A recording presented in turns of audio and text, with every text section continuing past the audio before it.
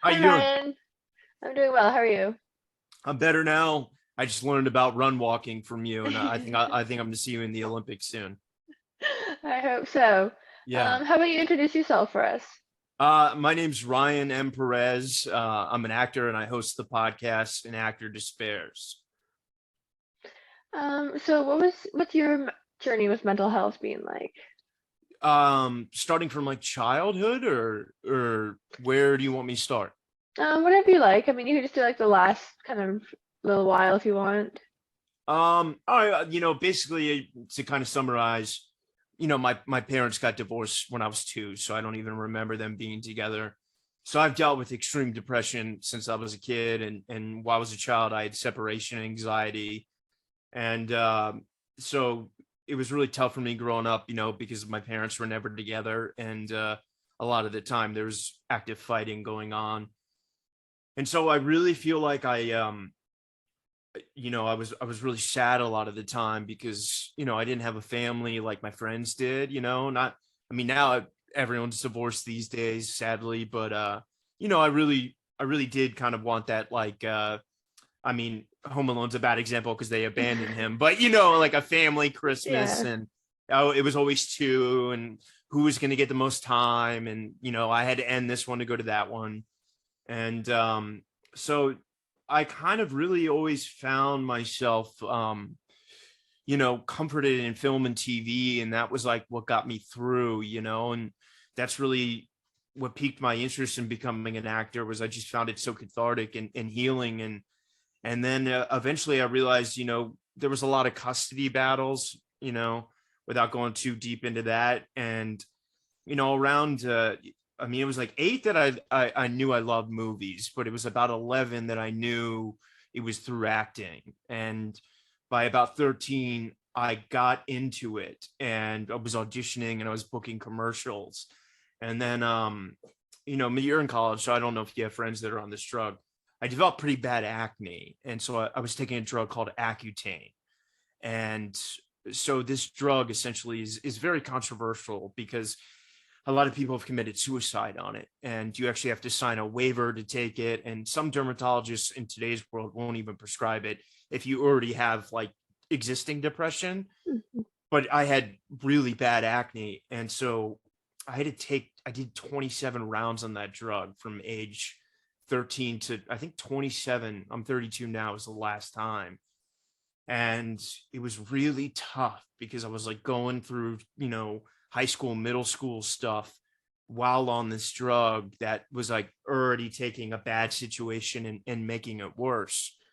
And so it was dealt with, a lot of feelings of loneliness, if I'm honest. And when I got to college, I had a friend die. That was one of my closest friends in high school, and within a month in college, my childhood, like, grew up together since we were like 7, died. And he had cancer that he just survived. And he had gotten drunk in a fight with his girlfriend, gotten in a car and not driven very far, but crashed into a tree and died. And it was already tough for me getting through my first friend, but that friend, having grown up so long, and also just the reality of him having beat cancer to die from that, it got really dark for me. And in fact, it was so dark that they took me off Accutane. And the reason I share this then is like, so then I had acne, and I was in college, and that's when, you're in college, everyone's having fun and going out, and I couldn't look myself in the mirror, and I couldn't show up for my acting classes because I was so sad, and I was just so, I mean, I was really despairing, like I couldn't understand it. And it was like I was angry at the world that it happened to me right when college started, which is supposed to be this bright time. And then also I'm studying acting, which, like, at the time, we don't live in the culture we do now. They're really pushing you to do dark material. And eventually I after 2 years, I decided to drop out because I was so sad. And then I mean, just to be totally honest with everyone, that I always kind of like to drink and smoke weed and have a good time. And I discovered the thing called Adderall. I never heard of it until college. And then during when I dropped out, I was like, by the time I had dropped out, my acne had finally like gone away a bit, because they finally did put me on Accutane, and I was feeling better about that aspect, but sad that college, I went to NYU, I paid all this money and I dropped out. And some friends of mine have always been musicians. And so I started going on tour with rock bands, and it was a lot of fun. And it was the first time in my life since high school I felt like I started to have fun. And obviously, when you're traveling with rock bands, and I should say for clarity, since that acne started in my freshman year, during this rock, I wasn't doing anything acting wise. I stepped away, and so I got really into alcohol and drugs. But there's an F. Scott Fitzgerald quote that's like, first you take a drink, meaning you just have fun, and then the drink takes a drink, meaning the drink kind of, you're overdoing it, and then the drink takes you.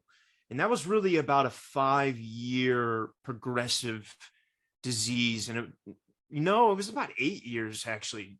So it got really dark, and I started dating a girl, and I thought she was the love of my life, and we moved in together. And I was on tour with this one band that broke up, and then I was really at a loss. I didn't know what to do because I had dropped out of school, and that was kind of like, giving me fun, and I was making money, really good money, and I was living in a tour bus and like playing with these bands that I looked up to. And so I was like, then I suddenly had I was really hard on myself. I was like, well, I'm an actor. Like, I've just spent the last 5 years touring, and I've done nothing for my acting career. Like, I haven't had an audition in forever. Like, maybe I need to go back to school. And because I had dropped out for 3 years, NYU makes you reapply. And I had to reapply to NYU. And I got back in, and I was like, all right, well, I'm going to focus on acting now. And it turned out that, the 2 years that I had all this acne, I didn't. This time I came back and I made all these amazing friends, but I kind of fell into that habit again of like that lifestyle on the road I just brought back to school. And so I had all these friends, and we were just drinking and doing drugs all the time. And we were going to acting class, and I was making progress, but I was just kind of focusing on the wrong things. And that progressively got worse and worse and worse. And, that relationship ended, and as did many friendships and relationships, until, I realized ultimately at 25, even though I didn't get sober till 26, that my whole life was one that I was dying. I was so dark, and I was just not well mentally, physically, spiritually. And I decided to stop drinking. And that was really hard. And December 3rd, 2016 was the day that I had my last drink. And the truth is, and I don't say this to discourage anyone that's dealing with like, any kind of addiction issues, is, getting sober isn't easy as, just quitting drinking, because you're then also dealing with everything in life that you put off dealing with while drinking and using drugs sober. So it gets really hard.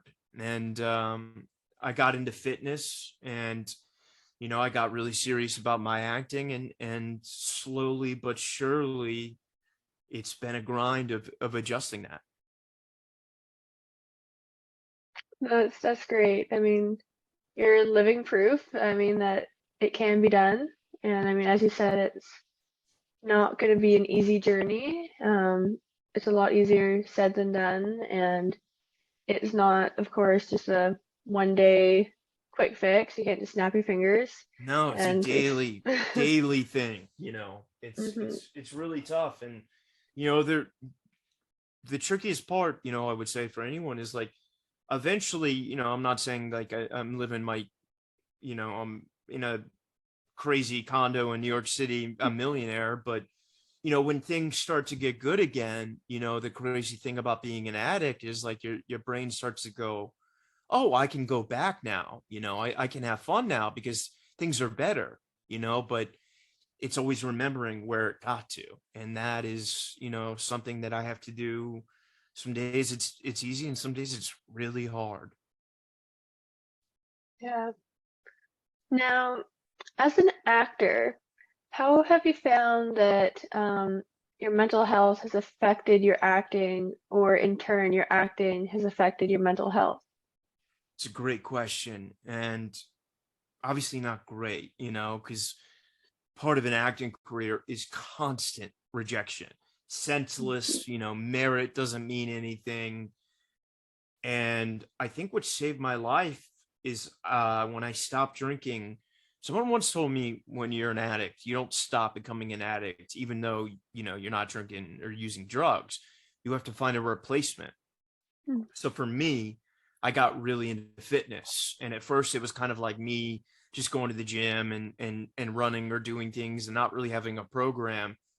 And then when I was 27, I started CrossFit, and I did that all the way up through the pandemic. And that really became my saving grace because, you're an athlete, and for those that aren't, the workouts are pretty crazy. And, sometimes it's 100 pull-ups, 200 push-ups, 300 squats, run 2 miles, and 50-minute time cap. And you're like, how am I going to do that?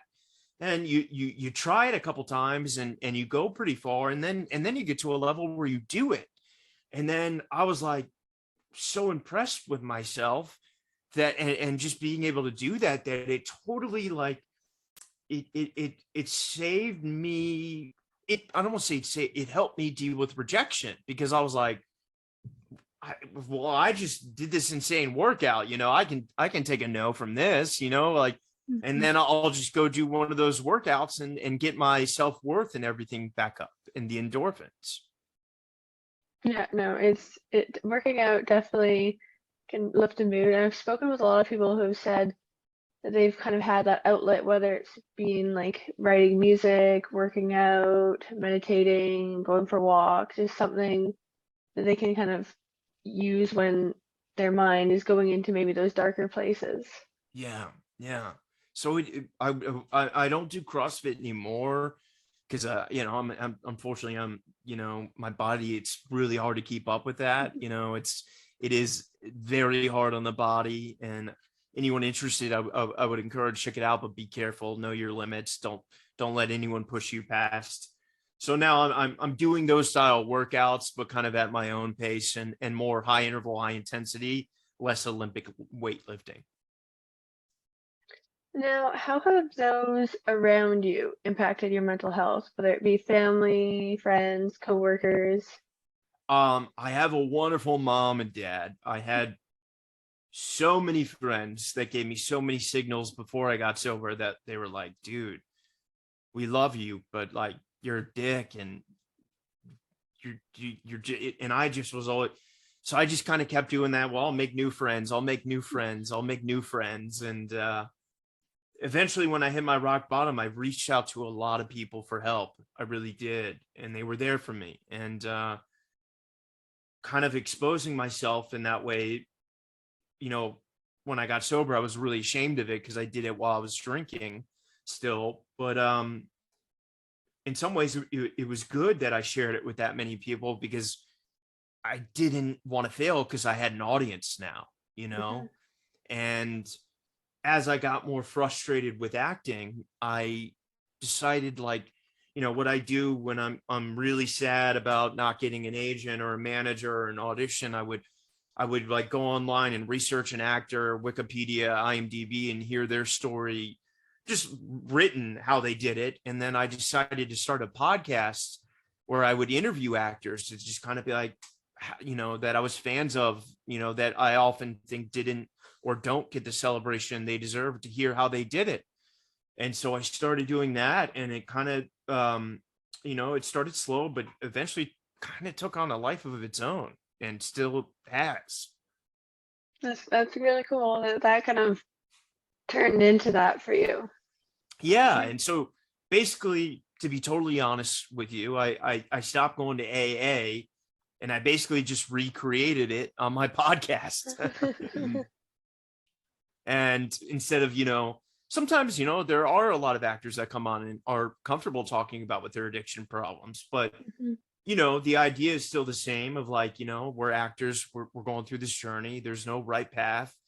And I'm coming up on like episode 205, and I'm just so incredibly grateful to everyone that's gotten on the show and shared with not only me, but I put them online for free, the world, how they did it. And I think that really, especially during the pandemic, when there seemed to be no hope, and there really seemed to, not only, screw acting, when we could even be together again, it really, I really think I would have relapsed if it weren't for that.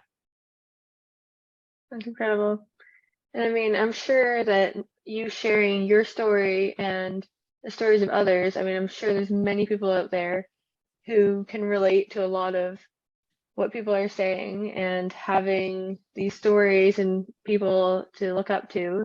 It's kind of like cliche, you're not alone, but it just goes to show that there are people out there who have gone through the same thing as people are going through, and it kind of gives them hope that this is what they've done. Like, they can get through it. I can get through it. Yeah, and thank you for saying that, because that was my exact intention. Although I just never really thought it would go anywhere, and to much surprise, it did. And then, I've had so many people privately reach out to me and tell me things, about how it saved their lives. And I never, ever, ever thought in a million years that I would have that kind of reach. But like, I'm so grateful, because I don't really make any money on it, and I've lost a lot of money on it, and a lot of time and energy. And, those people that are telling me that, it saved them from quitting or a suicide, or it made them stop drinking. That's what keeps me going, because I always had a tough relationship with social media, because like, as you know, there's so many people out there that just use it as this kind of narcissistic vanity platform of like, some people are beautiful and good for them, or, just have a lot of money, or all the above. And I always kind of used it as a, hey, I'm struggling and I'm going through this journey, and I'm going to be really honest about it. And, for the people that got it, but definitely a lot of people, it was heavy, and maybe I shared a bit much more than I should have, but I'm learning that now, but my whole goal with this thing was that if I could save one person who was like me, because I went for 8 years of drinking and doing drugs, if I could save them, then this whole thing is worth it. And I hope that I have. I totally get that. That's been my goal for these interviews. I've always said, I'm like, even if in the whole period of interviews that I ever end up doing, I only save, if I even just save one life, I'm like, then that'll make everything worth it. Yeah. So I'm like, it won't matter. And as you said, social media is a lot of just people's highlights. So it's easy to kind of I made mine my low light reel. And so I think it's important to have those people on there that are authentic and real, and showing like not just the highs but the lows as well, because it can be easy to just kind of scroll through Instagram and just see everyone's perfect life and be like, oh wow, my life is crap. But that's not the real story. You're not seeing the full picture. There's a great let me refresh my camera here. There's a great line in the addiction circles, and it's compare and despair, and it doesn't get you anywhere. You got to focus on you. Yeah, totally. Now this next question is a bit of a toughie. So maybe you just want to focus on the last few years, but what would you say your biggest struggle has been when it comes to your mental health? I think, I really I'm still on antidepressants, and I still get really dark, especially during the winter. So I'm so sad winter's coming to an end. Mhm.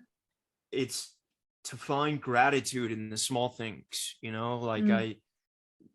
it's not unique to me. We all just were locked inside for, close to 2 years with mostly, whoever is in our immediate household, and that's it. And Mhm. doing this, it's wonderful connecting with you and talking to people on the phone, but it's not the same as being in person. No.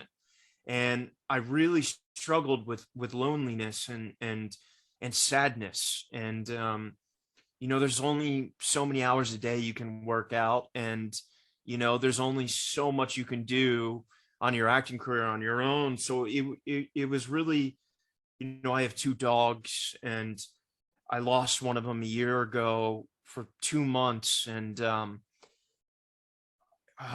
man, I was, I hate to use the word and scare anyone, but I was truly suicidal, because I got that dog right before the pandemic. His name's Guy, and he saved my life.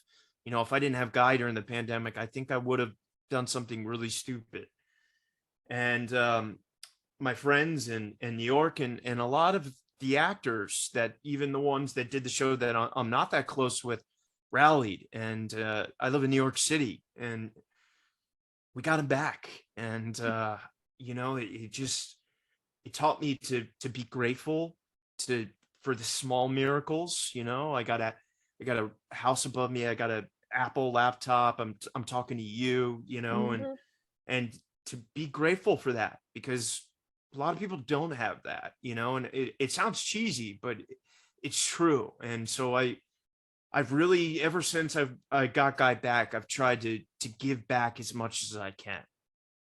I love that. I mean, like, I know everyone's guilty of this, but we all tend to look at the big picture and we tend to look far ahead at what we want to happen or what we isn't going well for us in the moment, but we don't really focus on the small things that the little victories, the everyday things that we take for granted so often, where we're too busy focusing on the future that we don't take the time to appreciate the present.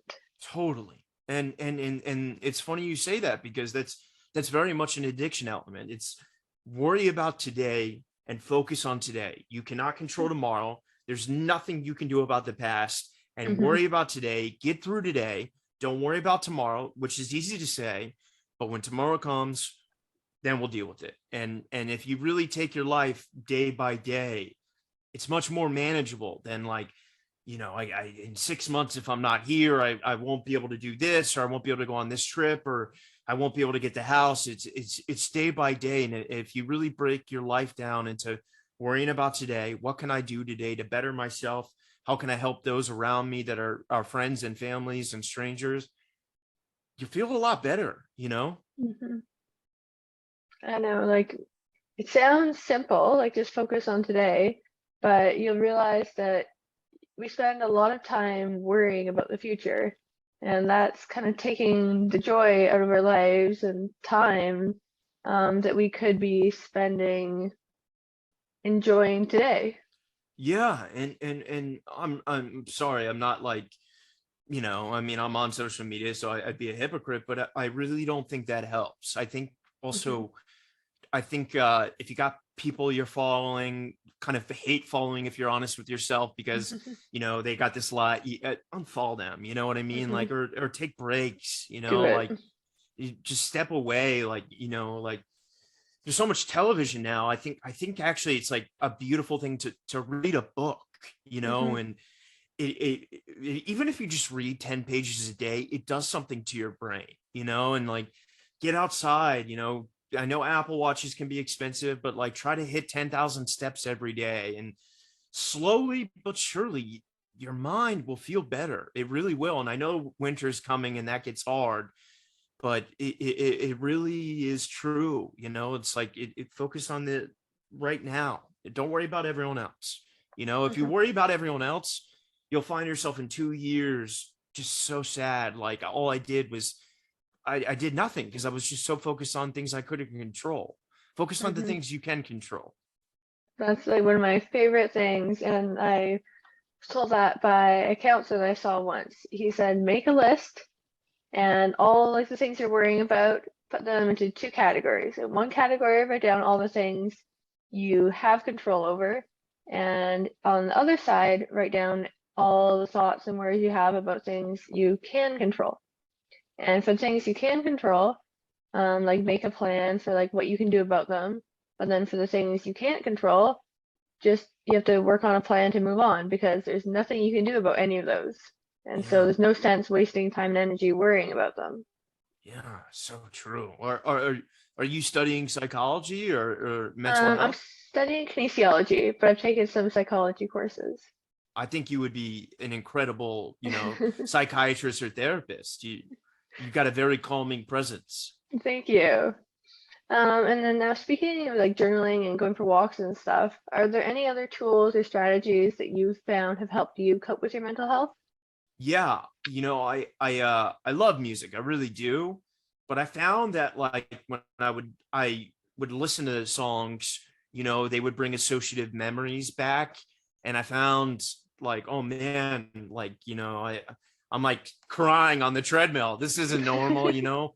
So I kind of found like, there's like so many interesting crime podcasts or happy podcasts or, I found that much more healing to kind of just like, I don't watch reality television and I don't really believe in that, but listening to information podcasts, Mhm. and I found that the workout would go by faster and that I would get out of my head, because I'd be so consumed with the narrative or the story or whatever it was. And I found that to be really interesting.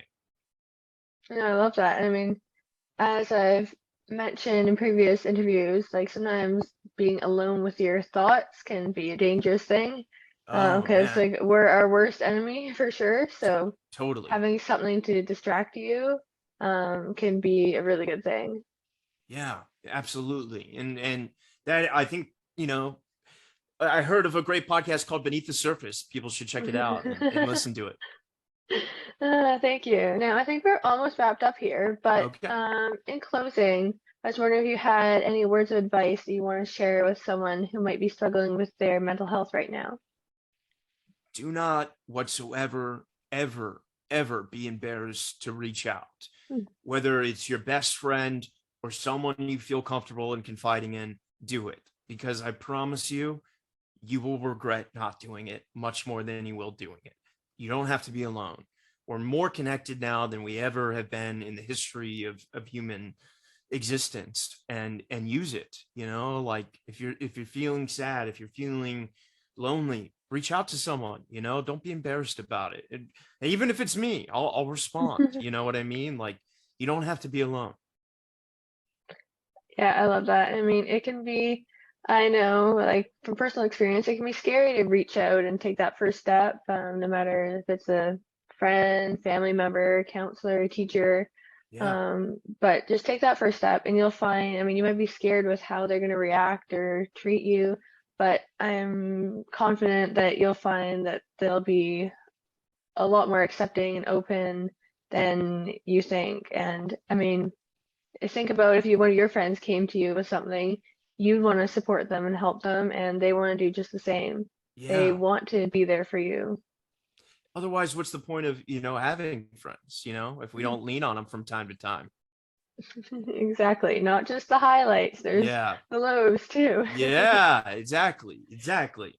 So, and you'd be surprised how much people appreciate it, that of you coming to them, it makes them feel, you know, like you trust them. Exactly. Yeah. All right. Well, thank you so much, Ryan, for taking the time to speak with me today. Thank you for having me on. And I'm so grateful for the work that you're doing. And it's going to be amazing. Keep going. Don't stop. Thank you so much. All right. Have a wonderful day. All right. You too.